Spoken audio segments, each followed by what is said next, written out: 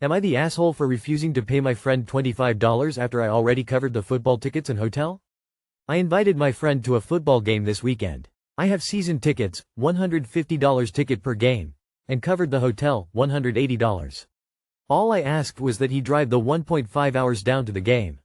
After the game, he bought us Cane's, McDonald's the morning after, and a bottle of Grey Goose to pregame that he mostly drank himself.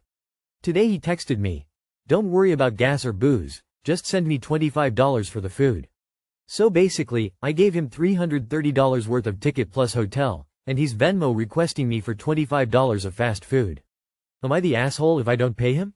Not the asshole. In fact, send him back a text that says you'll split the food bill if he splits the cost of the hotel and tickets. Hey, I'm cool with splitting everything, including the food, gas, and booze.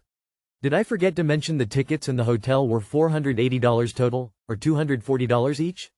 So, since the food, booze and gas were about $150 total, $75 each, you can Venmo $150 to me, and we'll call it even, after the good friend discount I'm giving you. Or we can pretend you never sent that text or the Venmo request. The last sentence is optional, I probably wouldn't include it, but it depends on how much you like the guy otherwise. Find someone else to take to the game. Or anything else. Not the asshole. Not the asshole. Send him a Venmo request for his ticket and half of hotel room. Don't worry about the tips, just cover your ticket and room. Why the FK would you be on the hook for gas? Your friend is something else. If you shoot him the money, make sure you let him know that you're paying the $25 as a friendship cancellation fee. He should be ashamed of himself. Not the asshole. Reply with, "Tickets and hotel were much more than that. Happy to cover those costs this time, but you need to cancel the Venmo request." Then do not invite him to a game again. Okay, my take 2. Don't pay it. Let it sit there. When he says something about it, say, "Really? I thought that was a joke." Your way of saying thanks for the ticket and hotel. Then go back to not paying. Am I the asshole for shaming my boyfriend over his weird peeing habit? My 25F boyfriend, 22M, is a great and considerate guy and usually extremely well-mannered. Unfortunately, recently I learned about a really strange habit of his that concerns me. When we were just dating and he was visiting me at my apartment, he never asked to use my bathroom. I didn't ask if he needed to use it because I assume as an adult he would let me know like all of my friends do. A few weeks into our relationship, he told me he would pee in the bushes behind the apartment complex. I thought this was weird. When I asked him why, he told me he didn't want to be rude. I assumed he was just trying to be polite since he didn't know me well then, but it still didn't make sense to me. He uses my bathroom with no issues now. Several months after this, he visited my parents for the first time at their home. He had already met them before, but this was the first time being in their house. He was drinking a lot of water, so before we left I asked him if he needed to use their bathroom since we had a long drive ahead of us. He said he was good.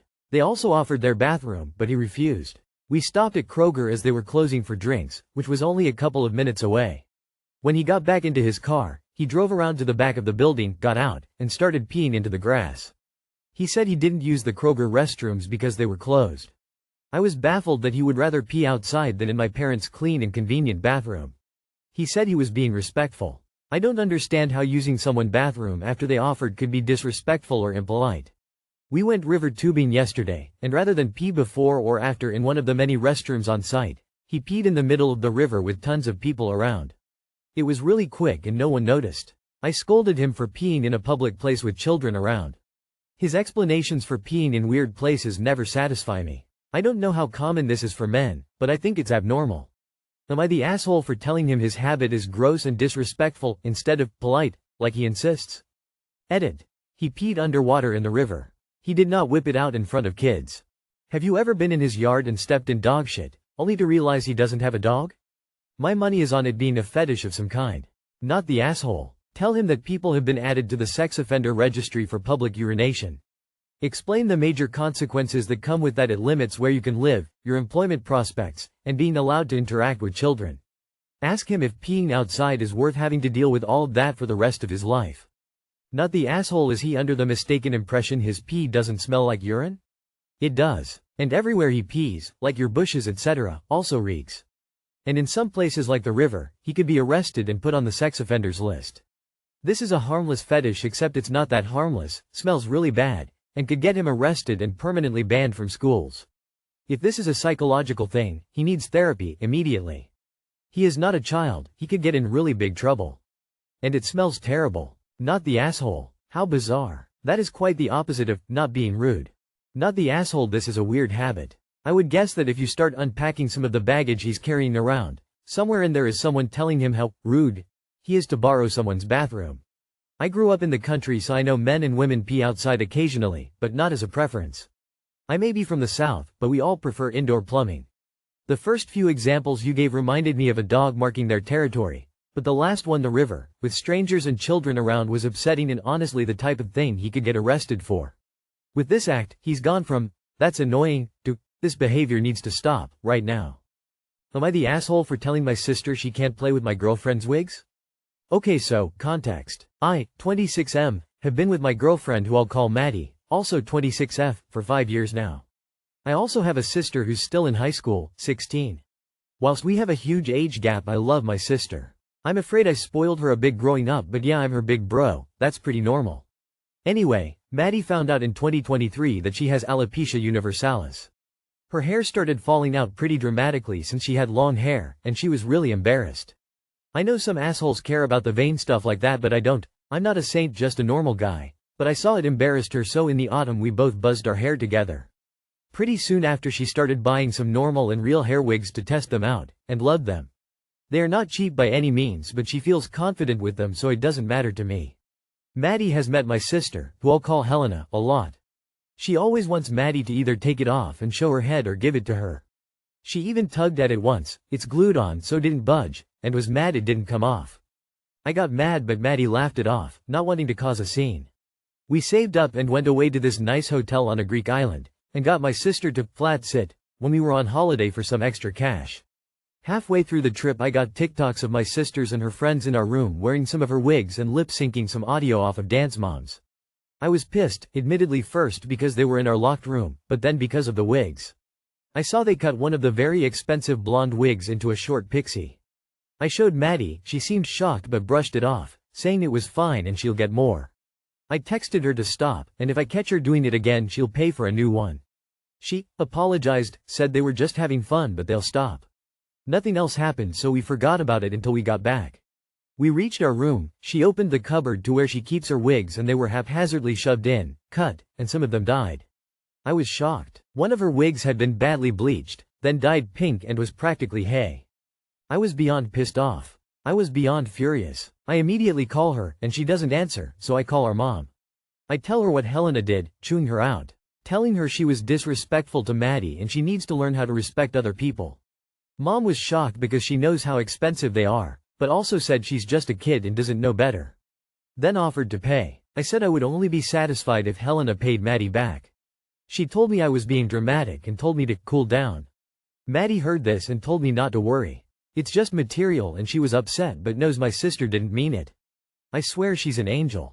That's the thing though, she's really smart. I wouldn't expect her to be so stupid. I wouldn't be surprised if she did this on purpose.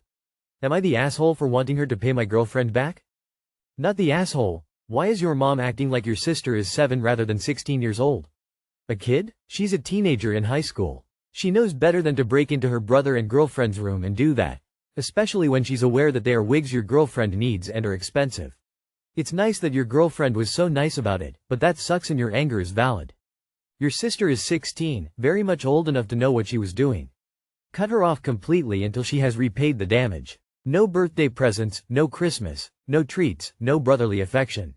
Her behavior indicates something far worse than a little spoiling. She broke into a locked room. She damaged property. She betrayed trust. This was no little thing. And she's shown no remorse. Not the asshole. You and Maddie seem to be well suited, though. Not the asshole. She's 16, not 6. This was a deliberate act. She sabotaged your GF. This wasn't an accident. Holy shit, your sister and her friend need to understand those are essentially medical devices meant for a person to live what they consider as a normal life. It's like modifying someone's prosthetic leg or wheelchair or taking someone's cane. Your sister and her friends absolutely need to pay for them all, and boundaries and consequences need to be set. You don't teach kids by removing consequences, you teach them by providing consequences. And your sister is not alone. Her friends are equally responsible. Not the asshole. I'd start by filing a police report for damaged property. Not the asshole. I've heard about those human hair wigs and how they can be up to thousands of dollars. I think your sister should absolutely pay your girlfriend back. It is similar to the saying in stores, you break it you buy it. I think your sister needs to pay for her damages. Also, your mom should give your sister consequences and not just brush it off. Try talking to your mom.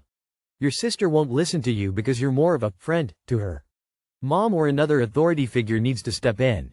Not the asshole. Helena had been told multiple times that these wigs were expensive and not for her to play with. If she does not suffer real consequences for her continued, severe bad behavior, she will not learn better.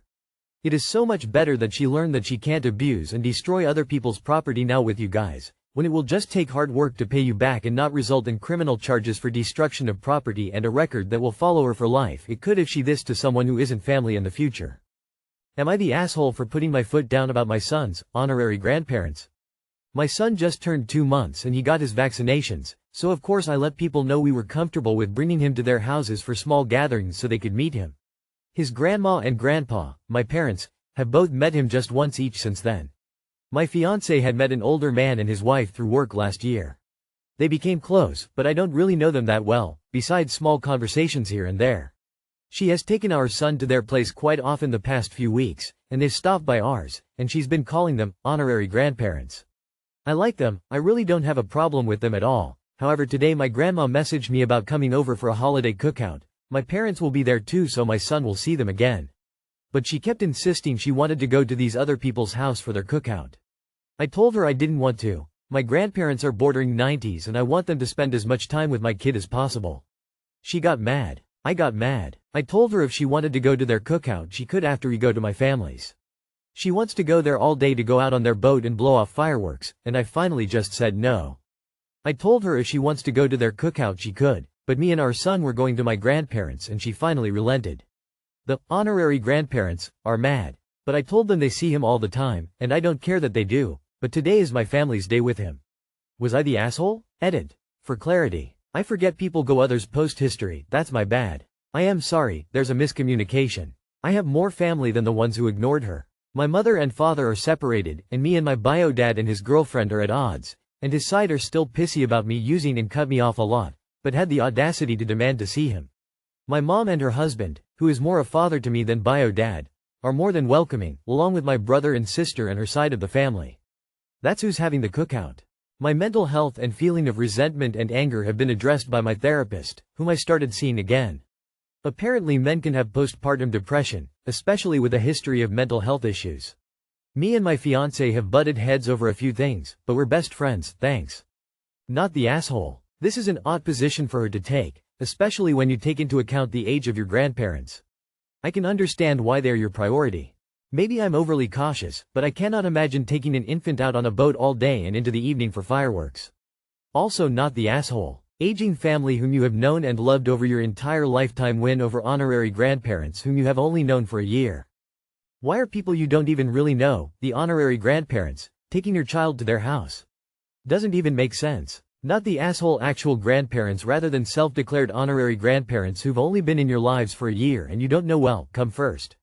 I find it extremely ridiculous that they'd even be so entitled to claim that and you'd let them. You are the asshole. You said you didn't want that child, resent him and the mother because they were on your dream path in life. Your family never gave a shit about your baby or your fiancé. You don't speak about her family, so I assume she doesn't have any near her. She however found some people who support her during pregnancy, maybe birth and early stages after birth when your family just did nothing apart asking to see the baby on their terms. Your grandma already asked you to bring the baby after just 1 month, so they're no so understanding, welcoming and caring than you told us. Have you asked your fiancé why she prefers to go to those people rather than your family? How did your family treated her the last time she joined a cookout or any gathering? I'm changing my vote to you are the asshole. Your family has made no effort to get to know your fiancé and didn't visit at all during her pregnancy. I heard from another member that your fiancé has been disowned for getting pregnant out of wedlock. Be thankful that she has met an amazing couple who is willing to treat your fiancé as if she's their daughter. That is such a rare gift they're giving both your fiancé and your son. You benefit from this also because the honorary grandparents are more of a consistent presence in your life than your own family.